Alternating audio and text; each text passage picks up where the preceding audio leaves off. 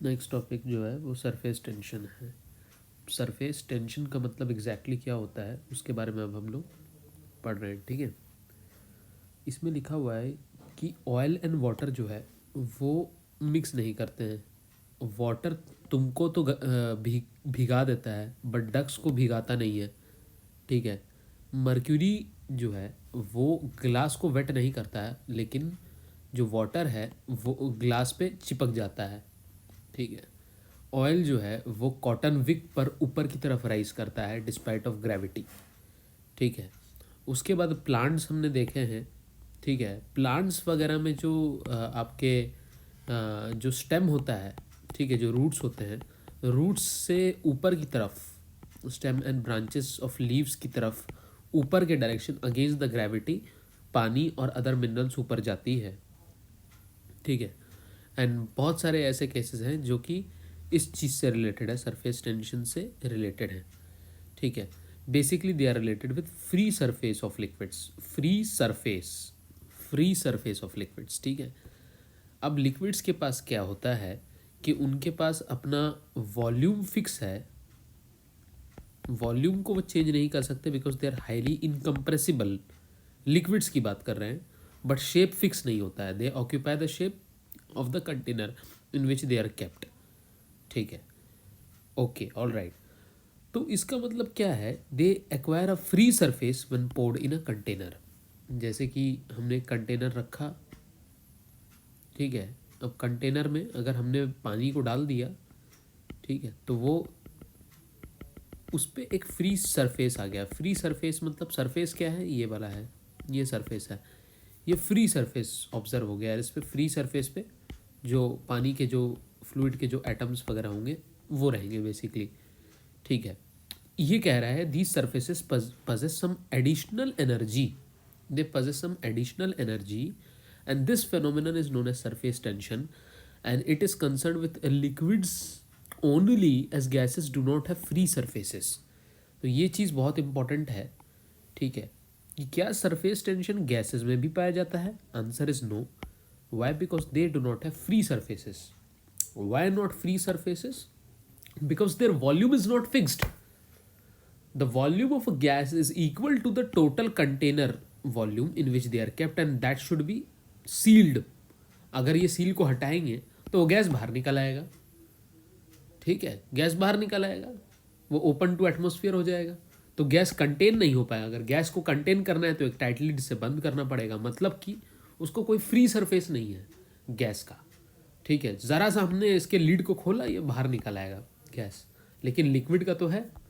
पानी को अगर मान लीजिए कि इसकी वॉल्यूम 300 ml है, आपने 200 ml पानी भर दिया है, तो ऊपर में सरफेस तो फ्री है ना, क्योंकि इसका वॉल्यूम फिक्स था लिक्विड का। गैस का तो वॉल्यूम भी फिक्स नहीं होता है, ठीक है। तो ये कह रहा है कि इसके फ्री सरफेस पर एडिशनल एनर्जी होती है, और ये एडिशनल एनर्जी एग्जैक्टली क्या है उसके बारे में हम पढ़ेंगे। किस चीज़ की एडिशनल एनर्जी? सरफेस के एटम्स की। लिक्विड्स में जो सरफेस है, सरफेस पर जो एटम्स है उनके पास एडिशनल एनर्जी होती है, जिसको सरफेस एनर्जी बोलते हैं। और अब हम लोग सरफेस एनर्जी के बारे में पढ़ेंगे,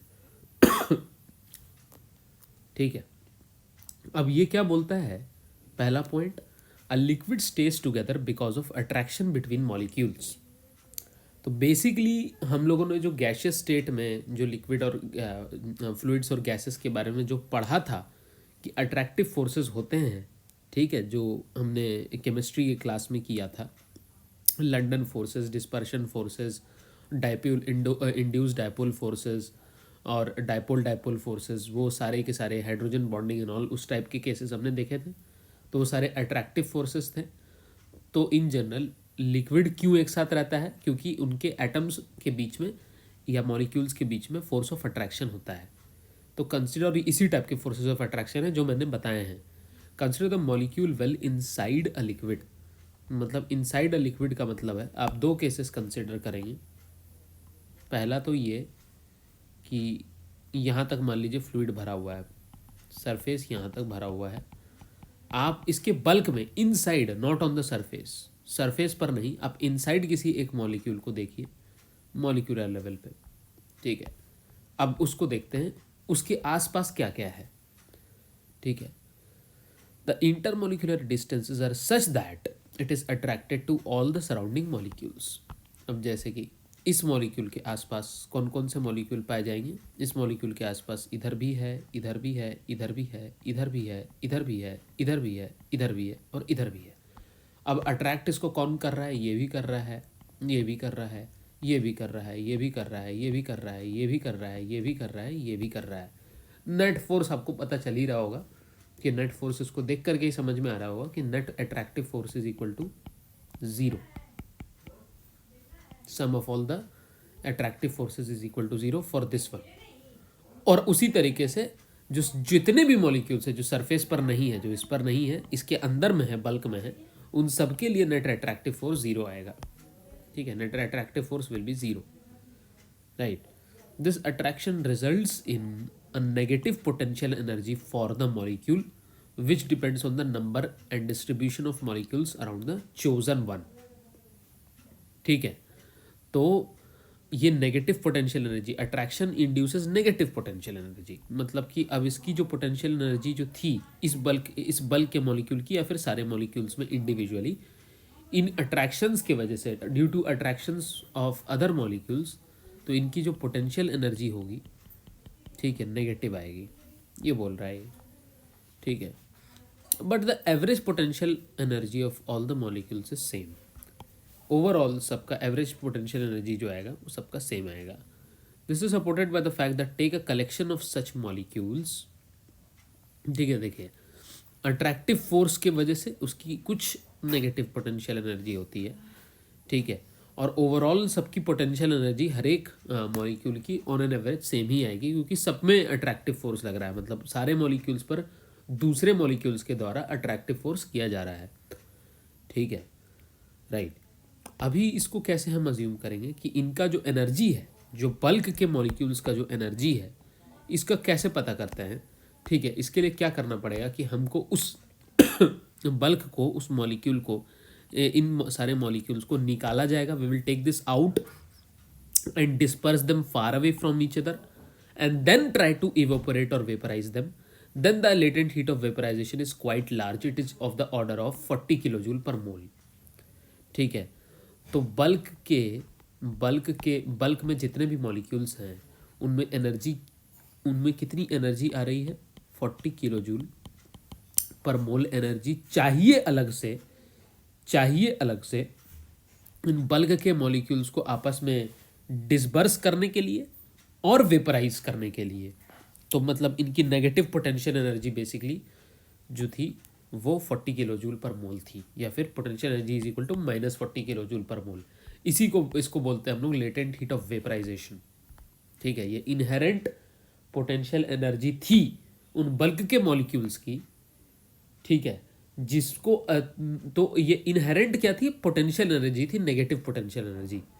अब जब इसको वेपराइज करना है, वेपराइज का मतलब इसको फ्री करना है इस बल्क के मॉलिक्यूल को, इसका मतलब है कि इसकी अब फ्री होने के बाद इसकी पोटेंशियल एनर्जी 0 हो जाएगी।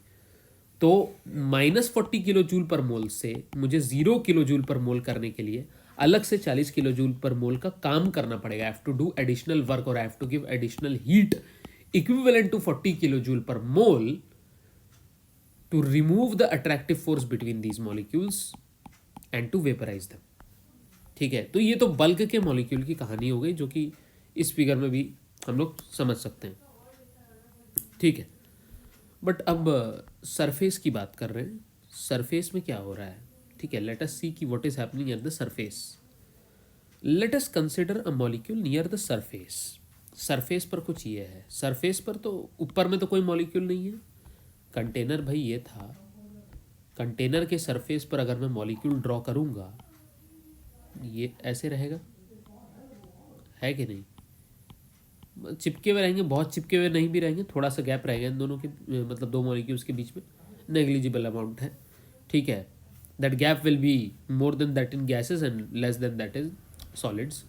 ठीक है, तो ये सरफेस के मॉलिक्यूल्स है, जैसे कि इन्होंने यहाँ पे दिखा रखे हैं। ठीक है, अब सरफेस पे जो मॉलिक्यूल्स है उस पर अट्रैक्टिव फोर्स कैसे लग रहा है, इधर इधर लग रहा है, इधर लग रहा है, इधर लग रहा है, इधर लग रहा है, इधर लग रहा है, इधर लग रहा है, इधर लग रहा है ना। तो नेट अट्रैक्टिव फोर्स और इधर भी लग रहा है। ठीक है, अब ज़रा हम समझने की कोशिश करते हैं किसी भी मॉलिक्यूल के जो कि सरफेस पर था उस पे फोर्स के डायरेक्शन, ऐसे ऐसे ऐसे ऐसे ऐसे ऐसे ऐसे ऐसे और ऐसे। सरफेस के ऊपर, इसके ऊपर तो कोई दूसरा मॉलिक्यूल है ही नहीं है ना, तो सरफेस का मॉलिक्यूल है बस। तो सारे जो फोर्सेस हैं लेफ्ट और राइट के, they will cancel out each other. मतलब इसके अगर कंपोनेंट्स हम लेते जाएं, इस वाले इसका कंपोनेंट लें तो इसका एक इधर कंपोनेंट आ जाएगा, एक इधर कंपोनेंट आ जाएगा। इसका कंपोनेंट लें, एक इधर आ जाएगा और एक इधर आ जाएगा। सबको इसी तरीके से तोड़ेंगे तो सबके कंपोनेंट्स अगर तोड़ते जाएंगे तो नीचे में ऐसे ऐसे करके इनके कंपोनेंट्स आएंगे, the vector sum of components. ठीक है, दिस मीन्स कि जो ये जो गैस है, ये जो मॉलिक्यूल था बेसिकली एट फर्स्ट प्लेस, जो सरफेस मॉलिक्यूल था, ठीक है, इसमें अगर sum total of all the molecules, अगर मैं सबका वेक्टर सम करूं, उनको इनके कंपोनेंट्स में तोड़ करके अगर मैं वेक्टर सम करूं, तो इसके अगर सबके सिर्फ वेक्टर सम अगर मैं कर रहा हूं इस वाले मॉलिक्यूल के लिए, तो सारे वेक्टर सम ऑफ मॉलिक्यूल्स के डायरेक्शन क्या है, इधर। सारे डायरेक्शंस इधर इस तरफ आएंगे, ठीक है। बाकी डायरेक्शंस राइट में आएंगे कुछ कुछ और कुछ कुछ लेफ्ट में आएंगे। राइट और लेफ्ट वाले जितने भी फोर्सेस हैं, ठीक है, क्योंकि जैसे इसको तोड़ोगे तो एक कंपोनेंट इधर आ जाएगा, एक कंपोनेंट नीचे आ जाएगा। इसको तोड़ोगे तो एक कंपोनेंट इधर आ जाएगा, एक कंपोनेंट नीचे आ जाएगा। उसी तरीके से इसको तोड़ोगे तो एक कंपोनेंट इधर आ जाएगा, एक कंपोनेंट नीचे आ जाएगा। इसको तोड़ोगे तो एक कंपोनेंट इधर आ जाएगा, एक कंपोनेंट नीचे आ जाएगा। बीच वाला नीचे वाला तो नीचे कंपोनेंट था ही। तो नेट अगर सबको ब्रेक करने के बाद, उसके कॉन्स्टिट्यूएंट रेक्टेंगुलर कंपोनेंट्स में ब्रेक करने के बाद हमें कुछ इस टाइप का मिलेगा, ठीक है। ये naturally due to symmetry, this left hand जितना भी फोर्स ऑफ अट्रैक्शन होगा नेट और राइट हैंड दोनों सेम रहेंगे, तो दोनों एक दूसरे को कैंसल आउट कर देंगे। तो बचेगा क्या, नेट जो उस बॉडी पर जो नेट फोर्स का जो डायरेक्शन बचेगा सरफेस के मॉलिक्यूल पर, net force will be downwards, ठीक है। And sum of force will not be equal to zero but will act downwards. ये नेट फोर्स का डायरेक्शन था भाई फॉर सरफेस मॉलिक्यूल। समझ में आ रहा है, समझ में आ गया। तो नेट फोर्स जिस चीज पे या जिस मॉलिक्यूल पे, जिस एटम पे नेट फोर्स नॉन जीरो हो गया, इसका मतलब हर समय उस पर system of other molecules work कर रहा है। हर समय जहां पे नेट फोर्स नॉन जीरो है, नॉन जीरो मतलब कि बाकी जो बल्क वाले जितने मॉलिक्यूल्स है उस पर नेट नॉन जीरो डाउनवर्ड्स में फोर्स लगा रहे हैं। तो हर समय ये फोर्स लग रहा है। हर समय अगर ये फोर्स लग रहा है तो एवरी टाइम हम ऐसा बोल सकते हैं कि फोर्स इनटू डिस्प्लेसमेंट, हल्का से डिस्प्लेस अगर नीचे की तरफ हो रहा है, ठीक है, every time it is displacing a bit downwards. फिर वापस धक्के के वजह से, क्योंकि ज़्यादा नीचे आ जाएगा, तो एक होता है ना कि अगर इन दोनों के बीच में ज़्यादा नीचे आ जाएगा तो फिर ये रिपल्सिव फोर्स भी लाके इसको वापस ऊपर ले जाएगा। लेकिन हाँ, ये बात ज़रूर सही है कि हर समय इस पर फोर्स लग रहा है। तो हर समय इस पर फोर्स लग रहा है due to other bulk molecules, का मतलब कि बल्क मॉलिक्यूल्स हर समय फोर्स इनटू डिस्टेंस, मतलब कि कोई वर्क डन कर रहे हैं इस पर, सरफेस वाले मॉलिक्यूल पर। All the other bulk molecules which are not on the surface, they are doing non zero work on this surface molecule. तो अगर इस सरफेस मॉलिक्यूल पर net work done non zero हो रहा है, इसका मतलब इस सरफेस मॉलिक्यूल पर जो एनर्जी है नॉट इक्वल टू जीरो है, ठीक है। एनर्जी जो है नेट एनर्जी जो है, एक्स्ट्रा एनर्जी, जो एक्स्ट्रा एनर्जी है, देखिए बाकी जो बल्क के जो मॉलिक्यूल्स थे, ठीक है, बल्क के जो मॉलिक्यूल्स थे उस पे तो जो नेट अट्रैक्टिव फोर्स था, नेट फोर्स का जो डायरेक्शन वो जीरो था, लेकिन क्योंकि सारे मॉलिक्यूल्स इसको अट्रैक्ट कर रहे थे तो इनकी नेगेटिव पोटेंशियल एनर्जी इसकी वजह से बिल्डअप हो रही थी। इस पे वो भी होगा, अट्रैक्टिव फोर्स हो रही है तो नेगेटिव पोटेंशियल एनर्जी बिल्डअप तो हो रही है, लेकिन इस पर net non zero external force की वजह से एक नेट वर्क डन किया जा रहा है, जिसकी वजह से इस पर एडिशनल सरफेस एनर्जी भी हो रही है। एडिशनल एनर्जी, एक extra energy apart from that potential energy, ठीक है, apart from that potential energy, ठीक है। तो अब ये एडिशनल एनर्जी जो हो गया है, this actually separates a surface molecule from the rest of the molecules. ठीक है, this is what separates the surface molecule from the rest of the molecules. क्योंकि जो सरफेस पर जो मॉलिक्यूल होते हैं, ठीक है, एक बार विजुलाइज करके समझते हैं. ठीक है, जो सरफेस पे मान लीजिए कि सरफेस पे मैंने ये मॉलिक्यूल्स बना दिए हैं. ठीक है, बाकी बल्क को हम लोग अलग तरीके से बना देते हैं, बल्क को पूरा ड्रॉ कर लेते हैं. ठीक है, बना दिया हमने. ठीक है, अब ये हम किसकी बात कर रहे हैं? सरफेस की बात कर रहे हैं. तो सरफेस पर जो मॉलिक्यूल्स हैं, ठीक है, दे पजेस पोटेंशियल एनर्जी तो पजेस करते ही है, potential energy like bulk molecules, but they also possess additional energy which bulk molecules do not possess. They also possess additional energy which bulk molecules do not possess. ठीक है, do not possess. अब ये जो additional energy क्या है? This additional energy is basically known as surface energy. ये जो additional energy है इसी को हम लोग सरफेस एनर्जी का नाम देते हैं. तो ये एक्स्ट्रा एनर्जी होता है जो सरफेस के जो मॉलिक्यूल्स होते हैं लिक्विड्स के, उनमें compare to the bulk molecules. क्योंकि बल्क में और सरफेस में बाकी पोटेंशियल एनर्जी इनकी सेम है, 40 किलो जूल पर मोल, जो -40 किलो जूल पर मोल जो बताए थे. लेकिन जो सरफेस पर जितना इनकी एक्स्ट्रा एनर्जी होती है, एक्स्ट्रा एनर्जी जो कि इन बल्क में नहीं पाई जाती है, इसी को हम लोग सरफेस एनर्जी बोलते हैं. ठीक है, this is known as surface energy, right.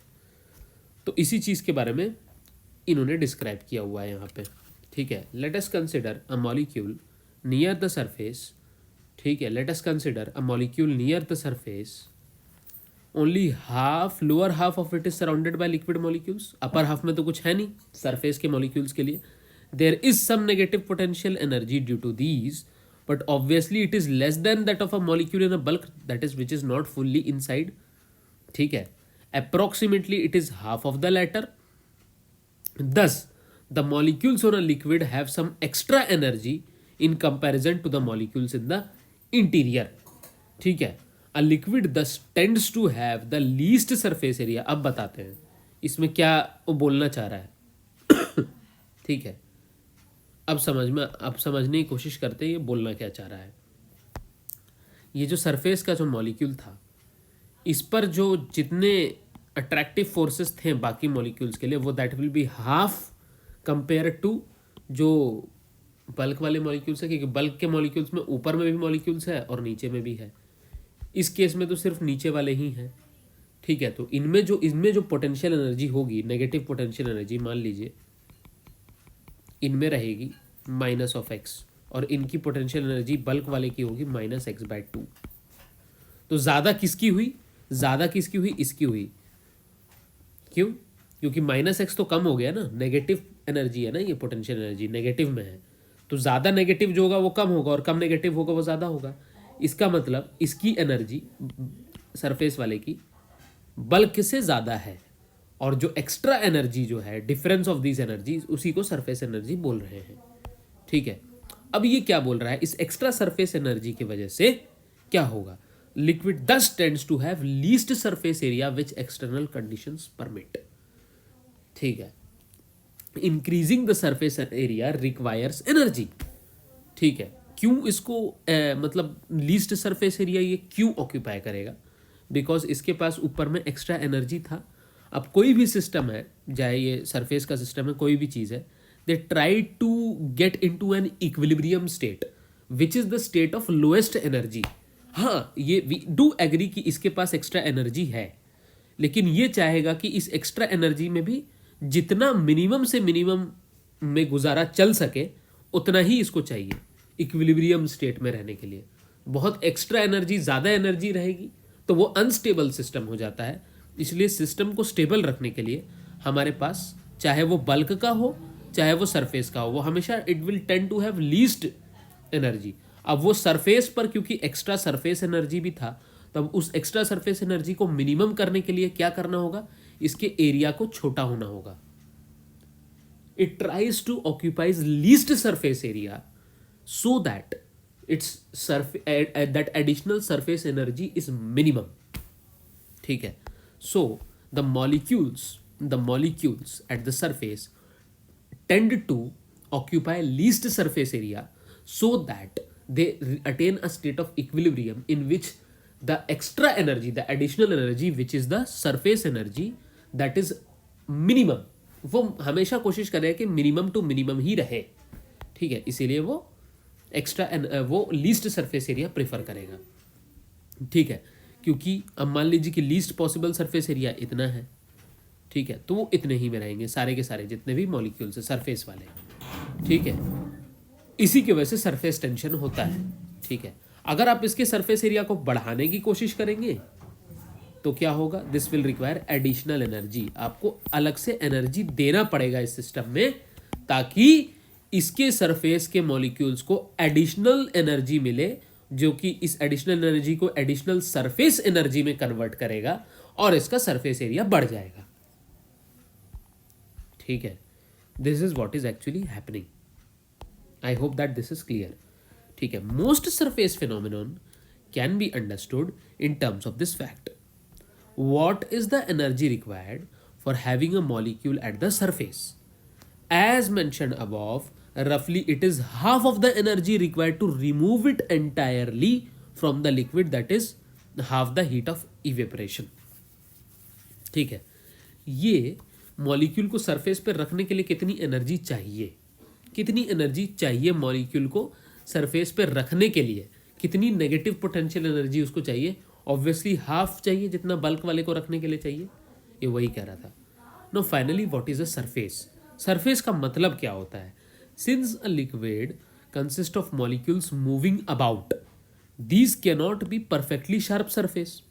ठीक है, परफेक्टली शार्प सरफेस तो कुछ नहीं हो सकता। जैसे कि हमने मान लीजिए कि एक कंटेनर बनाया है ना, हमने ये कहा कि ये परफेक्ट सरफेस है, परफेक्ट एकदम शार्प सरफेस है जिसके मॉलिक्यूल्स एकदम स्टिक कर रहे हैं और मूव ही नहीं कर रहे हैं। मतलब ये बल्क के मॉलिक्यूल्स भी फिक्स हैं और सरफेस के मॉलिक्यूल्स भी फिक्स हैं। No, this is not the case. Actually क्या होता है, क्योंकि इस पर नेट डाउनवर्ड फोर्स लगता है, बताए थे अभी थोड़ी देर पहले, नेट डाउनवर्ड फोर्स लग रहा था इस पर, तो ये मॉलिक्यूल आ जाएगा नीचे, फिर ये वाला ऊपर चला जाएगा, फिर ये वापस नीचे आ जाएगा, फिर ये उसको ऊपर धक्का देगा, फिर ये वापस ऊपर आएगा। तो ऐसा क्या हो रहा है ना कि ये मॉलिक्यूल्स परमानेंटली ऊपर में नहीं है, कुछ मॉलिक्यूल इसको छोड़ करके नीचे जा रहे हैं, फिर कुछ नीचे वाले ऊपर चले जा रहे हैं, क्योंकि उसके नीचे से इसको धक्का लग रहा है, रिपल्सिव फोर्स लग रहा है। तो ये बहुत ही डायनेमिक है। There is not a fixed surface, the surface molecules are not fixed, that is why the surface is not fixed, it keeps on changing. ठीक है, तो यही चीज वो बताना चाह रहा है। ठीक है, the density of liquid molecules drops rapidly to zero around z is equal to 0 as we move along the direction indicated in a distance of a order of few molecular sizes। मतलब कि अगर हम देखेंगे यहाँ तक तो density अच्छी खासी होती है बल्क के मॉलिक्यूल्स की, यहाँ पे डेंसिटी देखेंगे तो यहाँ पे डेंसिटी थोड़ी सी ठीक है कम रहती है, और इसके ऊपर density quickly drops to zero, क्योंकि ये सरफेस था ना, यही तो सरफेस था। अब सरफेस के ऊपर मॉलिक्यूल ही नहीं है तो यहाँ की मॉलिक्यूलर डेंसिटी जीरो हो जाएगी। ये वही कहना चाह रहा है। ठीक है, this is trying to tell the same thing. ठीक है, तो यहाँ तक हम लोग को समझ में आ चुका है। ठीक है, now we are a bit clear about what is the meaning of surface tension and what is the meaning of surface energy. Surface tension is the additional, this surface tension is the additional tension और the additional energy और the additional force, the net non-zero force which is acting on this molecule, and the surface energy is the corresponding difference of the potential, the negative potential energy between the surface molecule and the molecule of the bulk।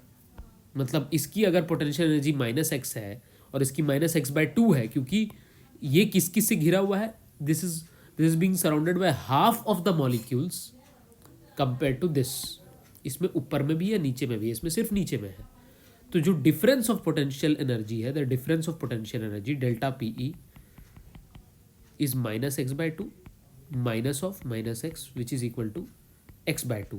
This difference of potential energy between surface, this is known as surface energy. This is the extra energy which is present on the surface molecule compared to that of the bulk molecules.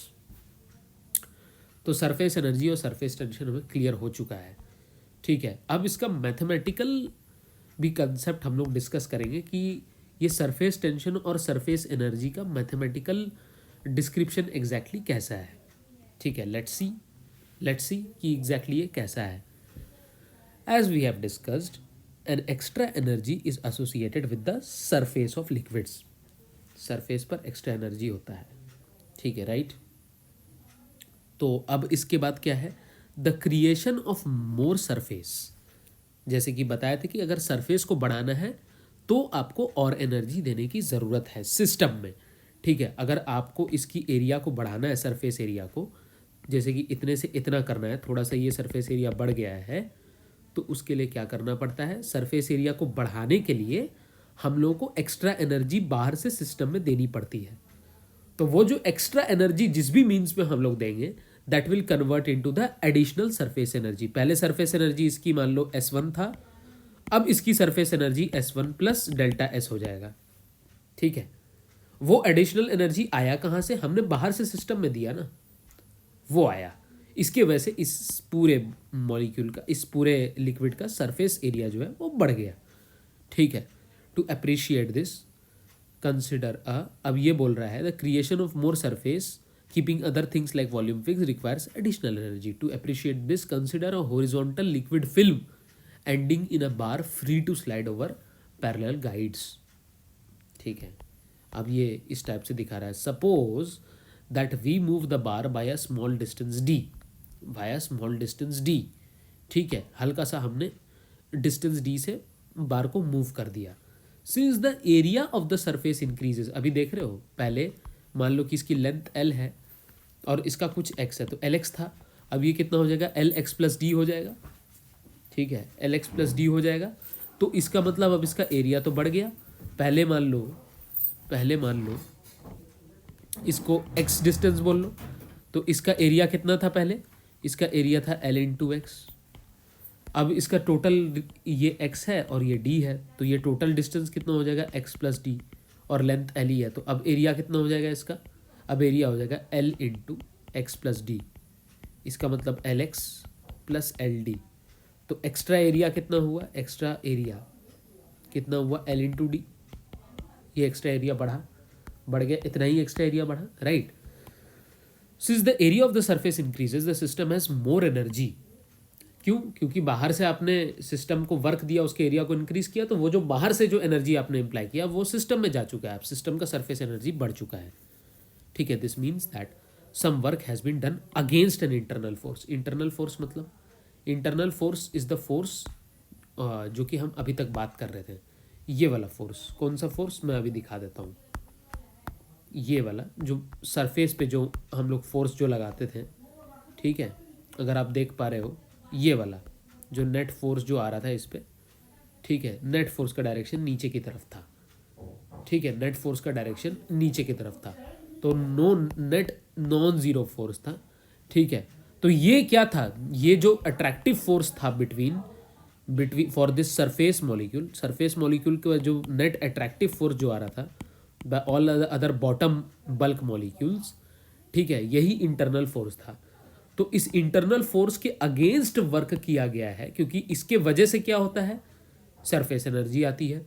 Surface energy लेकिन system equilibrium में रहने के लिए least area prefer करता है, तो आपस में एक दूसरे से मतलब क्लोज हो जाते हैं, थोड़े से ज़्यादा क्लोज रहता है। ये वाली जो बॉन्ड है इन दोनों के बीच में ज़्यादा स्ट्रांग होती है कंपेयर टू ये नीचे वाली बॉन्ड, ठीक है।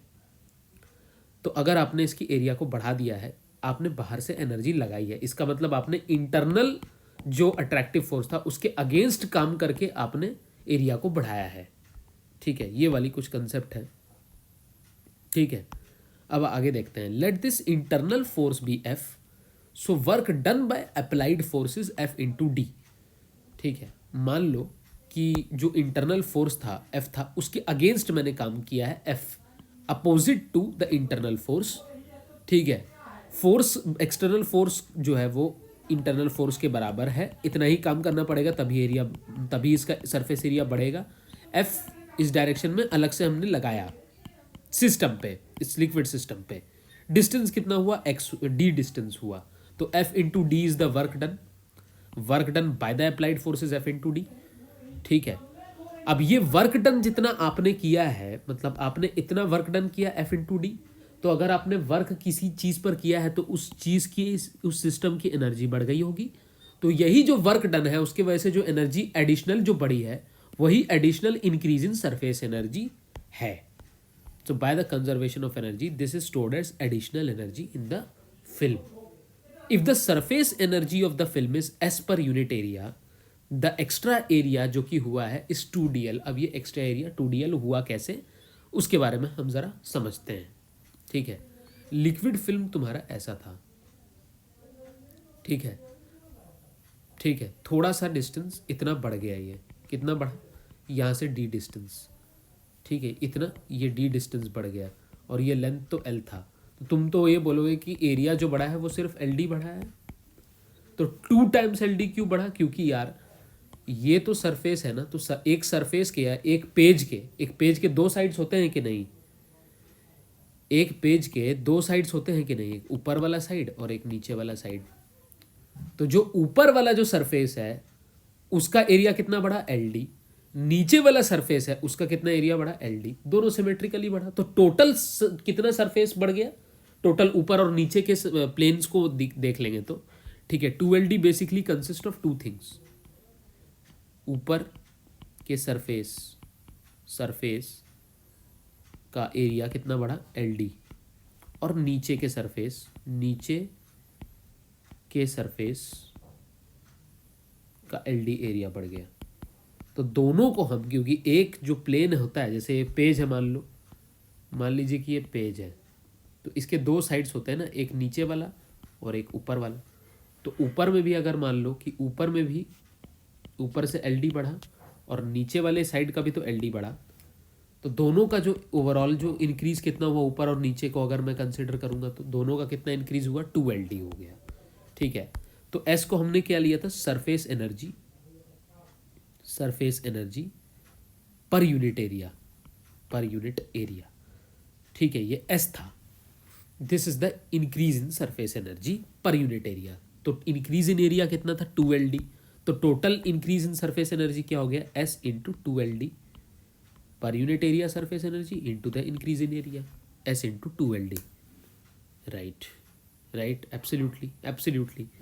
ठीक है, तो the extra energy which has increased is equal to S into 2LD।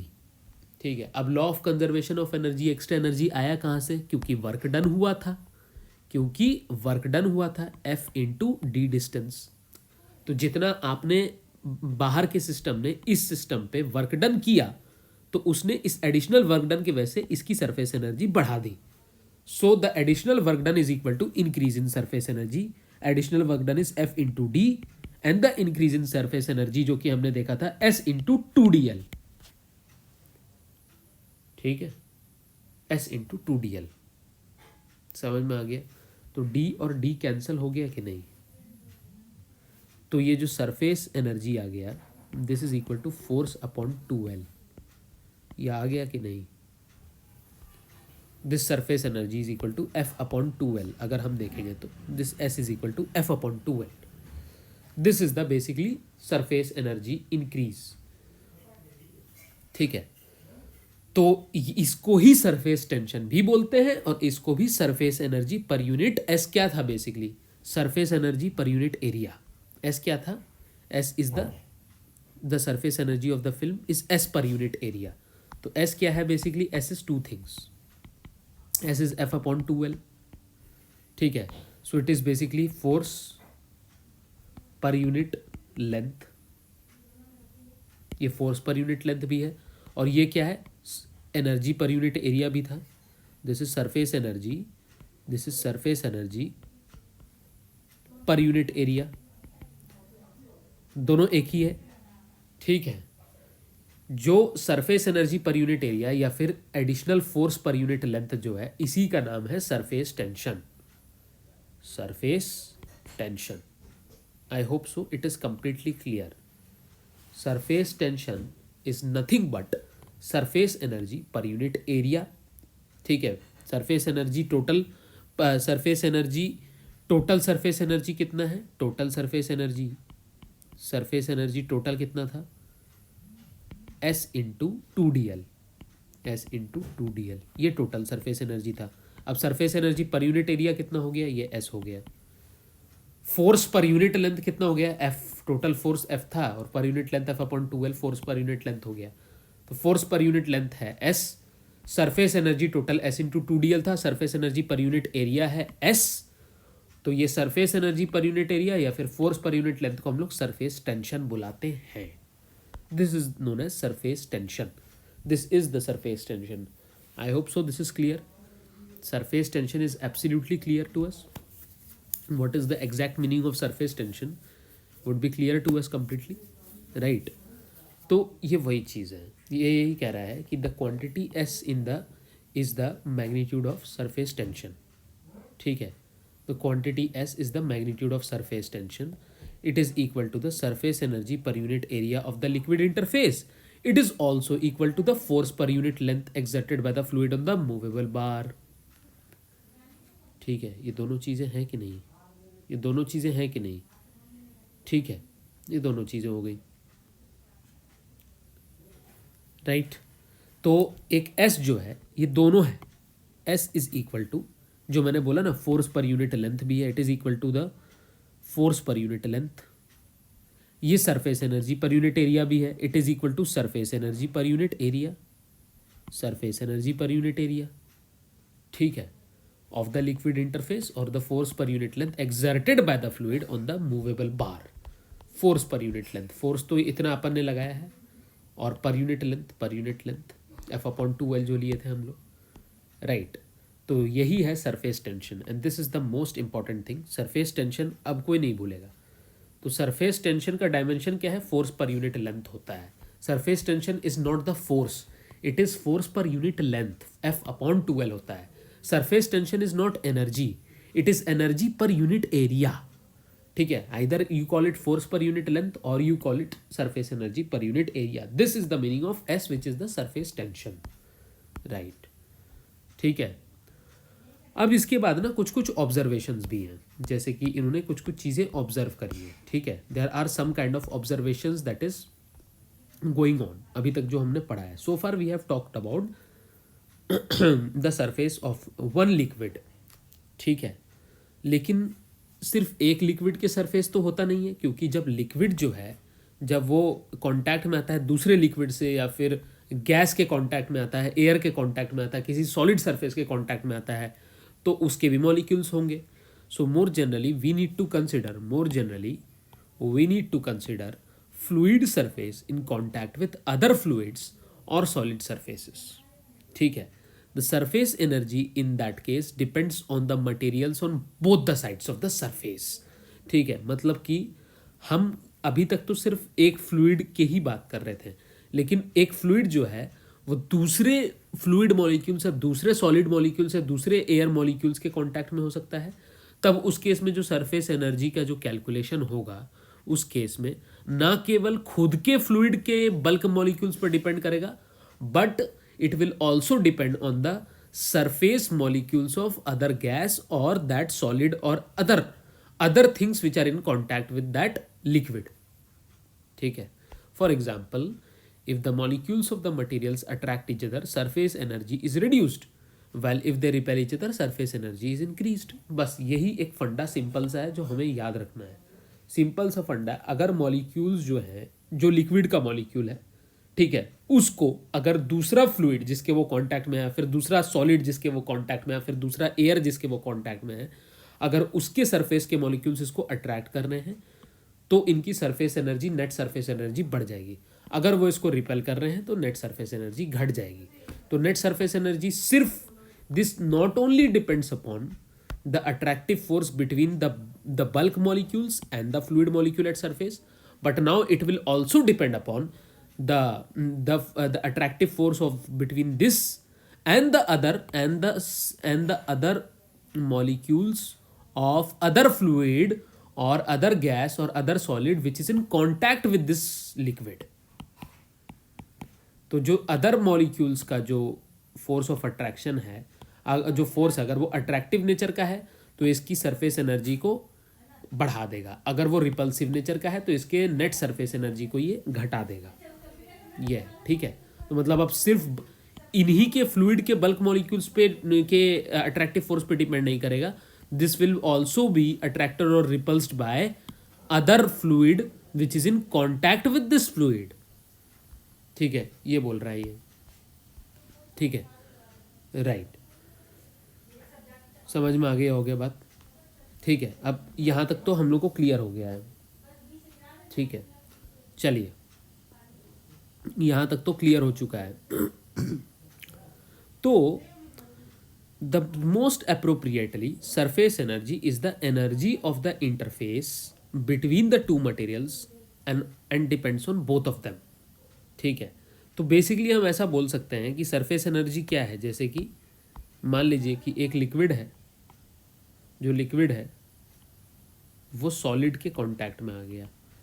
ये जो लिक्विड का मॉलिक्यूल है ये लिक्विड है, तो इनके बीच में सॉलिड का मान लीजिए मैं मॉलिक्यूल्स को ऐसे ड्रॉ कर रहा हूँ, जो सरफेस पे जो मॉलिक्यूल्स हैं, लिक्विड के मॉलिक्यूल्स को मैं ऐसे ड्रॉ कर रहा हूँ।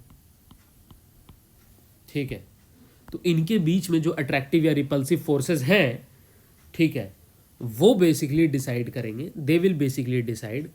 ठीक है, द इंटरफेस जो है, जितनी इनके बीच में जो अट्रैक्टिव और रिपल्सिव फोर्स है, जो इनके इंटरफेस की जो एनर्जी है, इसी को हम लोग बेसिकली सरफेस एनर्जी बोल सकते हैं।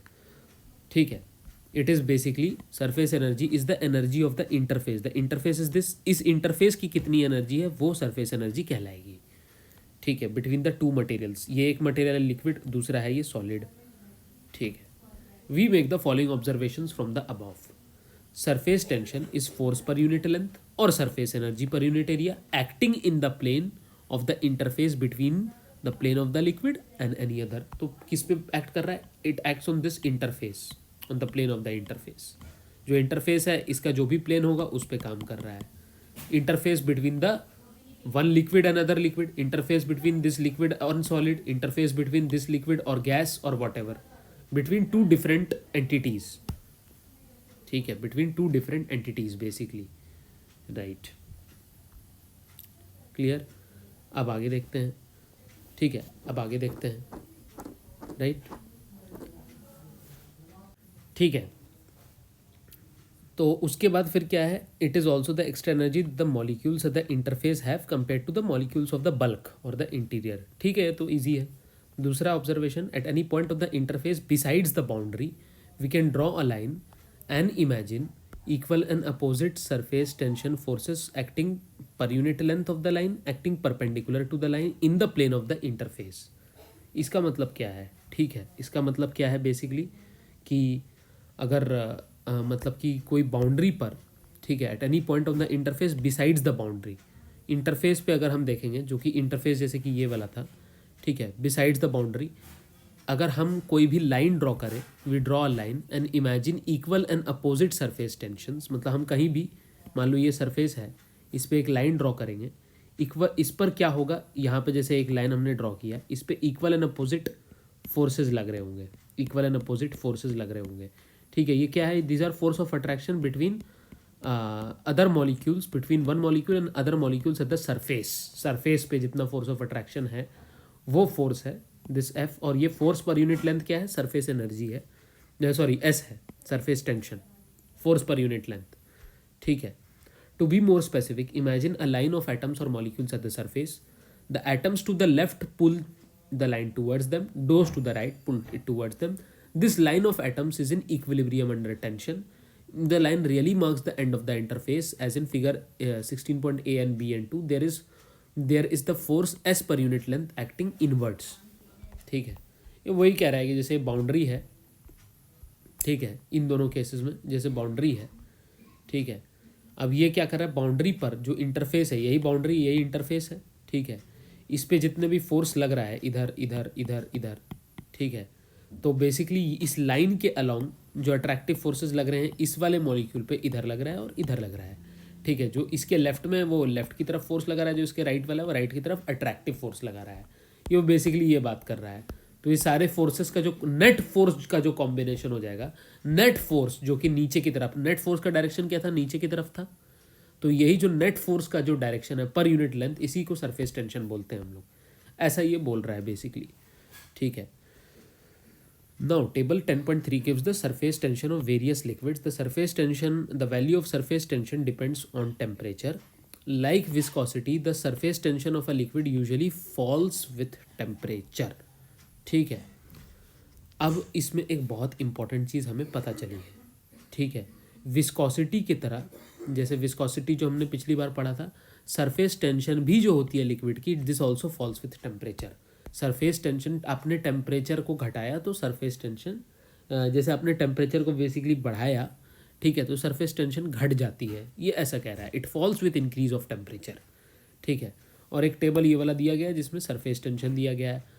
अब क्योंकि सरफेस टेंशन क्या था, फोर्स पर यूनिट लेंथ था, तो इसका डायमेंशन क्या हो जाएगा, न्यूटन पर मीटर हो जाएगा सरफेस टेंशन का। देखिए न्यूटन पर मीटर, ठीक है। उसके बाद हीट ऑफ वेपराइजेशन क्या था, हीट ऑफ वेपराइजेशन वही तो टोटल एनर्जी था जो कि बल्क मॉलिक्यूल पे था। बल्क मॉलिक्यूल का टोटल एनर्जी कितना था, वो हीट ऑफ वेपराइजेशन के बराबर ही था, ठीक है। तो ये वो वाला है हीट ऑफ वेपराइजेशन। तो आप देख सकते हैं हीट ऑफ वेपराइजेशन काफ़ी ज़्यादा होता है, और सरफेस टेंशन में जो मतलब extra energy apart from this heat of vaporisation, heat of vaporisation तो होता ही है सरफेस के मॉलिक्यूल्स पे भी, लेकिन उसके अलावा जो एक्स्ट्रा एनर्जी होता है वो ये होता है, this is the surface energy. इतनी एक्स्ट्रा एनर्जी होती है newton per metre with different temperatures, right. ये तो बात समझ में आ गया होगा, ठीक है। अब क्या बोल रहा है, a fluid will stick to the solid surface, a fluid will stick to the solid surface if the surface energy between the fluid and the solid is smaller than the sum of the surface energies between solid air and the fluid air। ये बहुत ही अच्छी बात कही है इसने, अब ये हमको समझना पड़ेगा, ठीक है। चलिए आते हैं, समझते हैं बात को। आओ, ये है फ्लूइड, ये है आपका सॉलिड, ये सॉलिड है आपका, ये फ्लूइड था, जो फ्लूइड मान लो ऐसे करके स्टिक कर गया, ये तुम्हारा फ्लूइड है, ठीक है।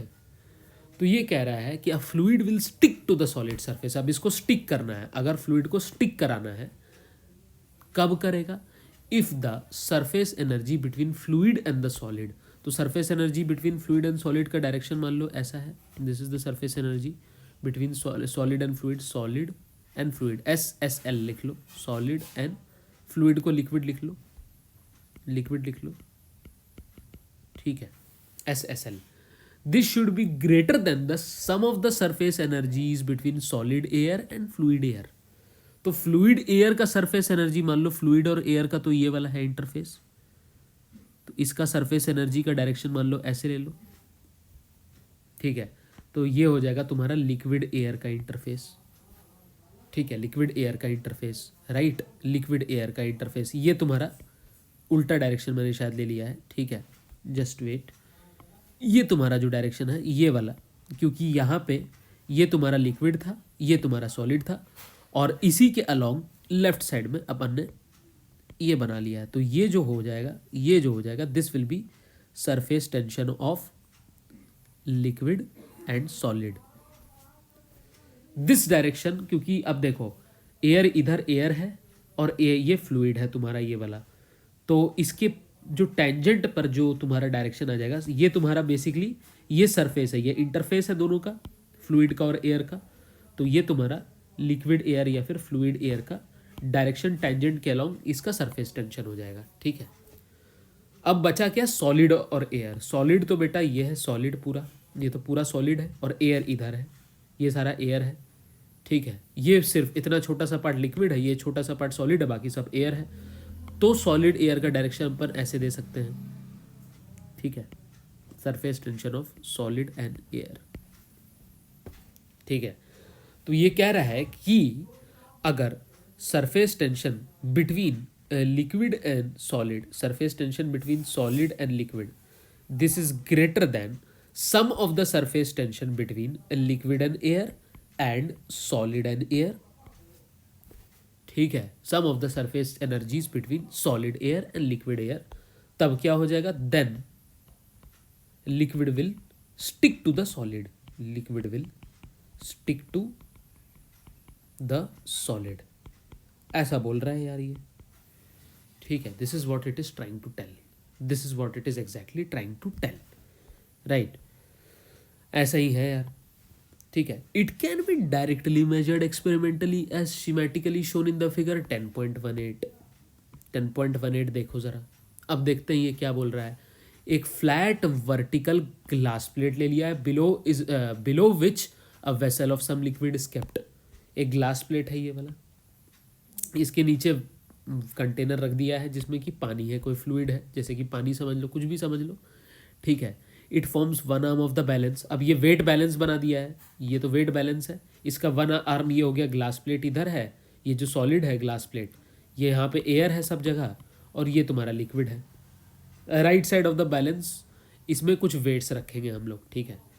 The plate is balanced by weights on the other side, weights से तुमने बैलेंस कर दिया, with its horizontal edge just over water, ठीक है।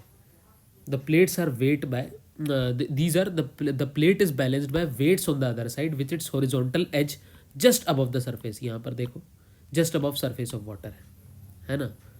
the vessel is slightly raised till the liquid just touches the glass plate, just touch कर रहा है glass plate को, and pulls it down a little because of surface tension, ठीक है। अब glass plate और फ्लूइड के बीच में भाई साहब मतलब कि इनके बीच में यहाँ पे इसके इंटरफेस में एक अट्रैक्टिव फोर्स हो जाएगा, मान लो कि ग्लास प्लेट के जो मॉलिक्यूल्स है इधर और इस लिक्विड के जो मॉलिक्यूल्स है उधर, उनके बीच में ज़्यादा अट्रैक्टिव फोर्स है, बहुत स्ट्रॉन्ग अट्रैक्टिव फोर्स है, तो ये क्या करेगा, एक सरफेस टेंशन आ जाएगा, ठीक है, एक सरफेस टेंशन आ जाएगा इस इंटरफेस पर जो कि इसको अट्रैक्ट करेगा, ठीक है। This will attract this glass plate towards itself, this surface tension is attractive in nature, ठीक है, कुछ इस टाइप से इसको अट्रैक्ट करेगा, ठीक है। No it is attracting like this, right, ये इस तरफ से अट्रैक्ट कर रहा है, ठीक है। अब इस अट्रैक्टिव फोर्स को काउंटर बैलेंस करने के लिए मुझे एडिशनल वेट रखना पड़ेगा, जैसे इसका वेट W है,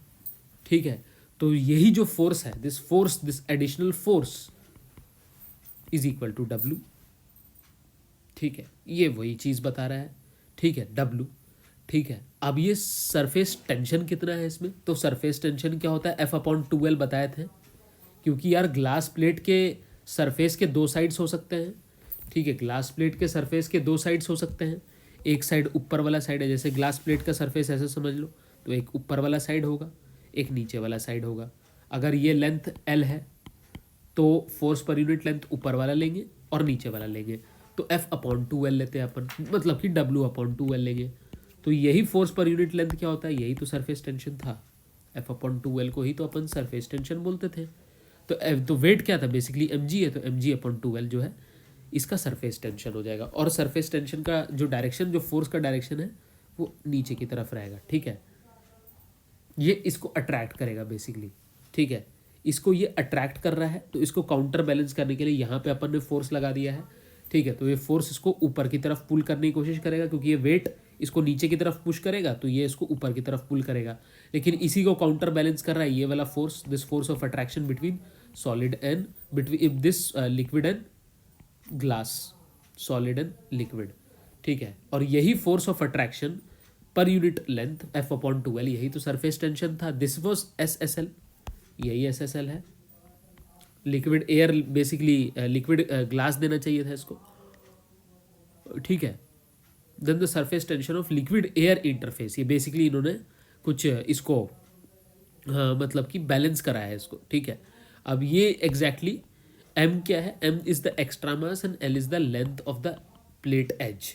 the subscript LA emphasizes that the liquid air interface tension is involve, basically ये लिक्विड और एयर के मतलब क्या इंटरफेस है, बेसिकली ये ऐसा बोल रहा है। हाउएवर होना ये चाहिए कि ये ग्लास है और ये लिक्विड है, तो ग्लास और लिक्विड के इंटरफेस के बीच में जो फोर्स ऑफ अट्रैक्शन है वो मतलब ग्लास ले लो जिसको सॉलिड होता है, और L फॉर लिक्विड हो गया, तो ये फोर्स है, और this per unit 2L is the surface tension SSL। तो ये बेसिकली SSL होना चाहिए था, इन्होंने SLA ले रखा है, मतलब इन्होंने कहा कि ये लिक्विड है ये एयर है, तो इनके बीच का जो फोर्स है वो है, but this is not the case. This should be the surface tension of glass and liquid, ठीक है। This is counter balance by this weight, okay. तो थोड़ा सा शायद मिस्टेक है, ठीक है इसमें, दैट्स इट। तो इसके बारे में, यही जो इंटरफेस वाला जो मैंने कंसेप्ट बताया था, इसके बारे में हम लोग अभी डिटेल में डिस्कस करेंगे एंगल ऑफ कॉन्टैक्ट में। जस्ट जो नेक्स्ट टॉपिक अभी आने वाला है, जो एंगल ऑफ कॉन्टैक्ट, उसमें हम लोग डिस्कस करेंगे कि जैसे कि एक लिक्विड है जो कि सॉलिड पर वेट कर सकता है कि नहीं कर सकता है, किस पे डिपेंड करेगा। This will depend on liquid और सॉलिड का इंटरफेस SLS, उसका सरफेस एनर्जी, फिर लिक्विड और एयर का इंटरफेस SLA, उसका सरफेस टेंशन, और सॉलिड और फ्लूइड और गैस का इंटरफेस, सॉलिड और एयर का इंटरफेस, ठीक है, SSA, उसका सरफेस टेंशन। इन तीनों पर डिपेंड करेगा। अब इसका कॉम्बिनेशन अगर ज़्यादा है इन दोनों के सम से, तब तो ये स्टिक कर जाएगा, अगर कम है तो स्टिक नहीं करेगा। तो इसी के बारे में हम लोग angle of contact next topic में पढ़ेंगे। अभी तक के लिए इतना ही। Next topic will be angle of contact, ठीक है। After that next topic will be drops and bubbles, and after that the last topic will be capillary rise. So 3 topics, and fourth topic and an easy topic will be detergents and surface tension, okay. तो ये सारे easy topics हैं, सिर्फ 4 topics बच गए, so will deal one after the other, okay.